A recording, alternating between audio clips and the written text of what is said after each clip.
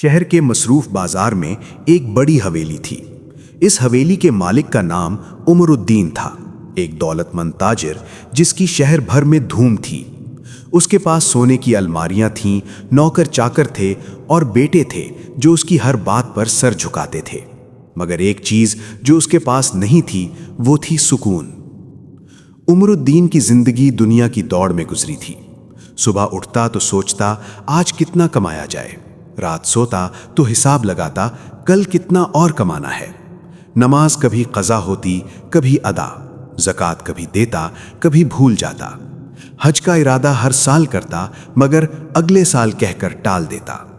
اس کا ایک پرانا دوست تھا نور الدین، سادہ سا آدمی، چھوٹی سی دکان مگر دل میں اللہ کا ڈر۔ وہ اکثر عمر الدین سے کہتا، بھائی یہ دنیا چند دن کی ہے، کچھ آخرت کا بھی سوچو۔ عمر الدین ہنس کر ٹال دیتا، ابھی وقت ہے نور الدین، ابھی جوان ہے، بڑھاپے میں عبادت کریں گے۔ مگر وقت کسی کا انتظار نہیں کرتا۔ وہ دن آیا جب عمر الدین کی چھاتی میں درد اٹھا، پہلے ہلکا تھا پھر بڑھتا گیا۔ حکیم آئے، ڈاکٹر آئے، دوائیں آئیں مگر بیماری نہ گئی۔ ہفتوں بستر پر پڑا رہا۔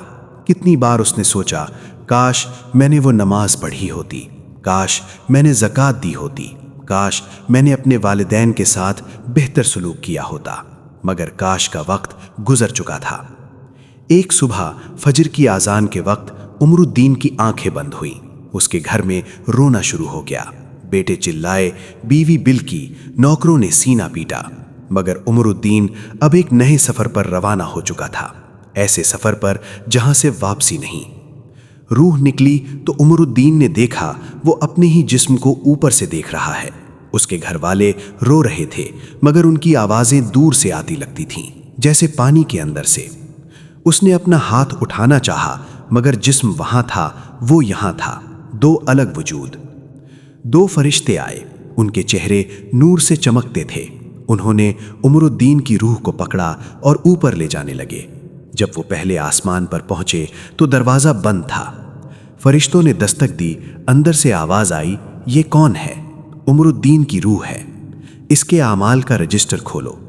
رجسٹر کھلا، نماز قضا، زکوٰۃ میں کمی، حج نہ کیا، حقوق العباد میں کوتاہیاں۔ دروازہ نہ کھلا۔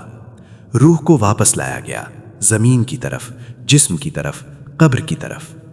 شہر میں جنازے کی تیاری ہوئی، بڑا اجتماع تھا کیونکہ عمر الدین امیر آدمی تھا۔ لوگ آئے، نماز جنازہ پڑھی، قبرستان چلے۔ نور الدین بھی تھا، اس کی آنکھوں میں آنسو تھے، دوستی کے بھی اور اس درد کے بھی جو وہ برسوں سے محسوس کرتا تھا۔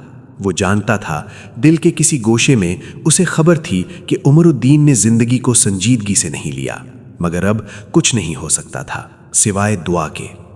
قبر کھودی گئی، لحد بنی، عمر الدین کا جسم اتارا گیا، لحد بند کی گئی، مٹی ڈالی گئی۔ ایک ایک کر کے لوگ چلے گئے، بیٹے چلے گئے، بیوی چلی گئی، نوکر چلے گئے۔ نور الدین آخر میں تھا۔ اس نے رک کر دعا مانگی، آنکھیں بند کیں، ہاتھ اٹھائے اور بولا، اے اللہ تو بڑا رحم کرنے والا ہے، اپنے بندے پر رحم فرما۔ پھر وہ بھی مڑا اور چل دیا، اور قبر میں عمر الدین اکیلا رہ گیا۔ تاریکی تھی، ایسی تاریکی جو آنکھیں کھلی رکھنے سے بھی نہ جائے۔ سکوت تھا، ایسا سکوت جو کانوں کو درد دے۔ عمر الدین نے چاہا کہ آواز لگائے، کوئی سنے، کوئی آئے، مگر اسے پتا تھا کہ اب کوئی نہیں آئے گا۔ پھر اس نے محسوس کیا قبر سکڑ رہی ہے، آہستہ آہستہ جیسے دیواریں چل رہی ہوں۔ قبر تنگ ہونے لگی، سینے پر بوجھ آیا، سانس رکنے لگا۔ عمر الدین چیخنا چاہتا تھا مگر آواز نہ نکلی، بھاگنا چاہتا تھا مگر جگہ نہ تھی۔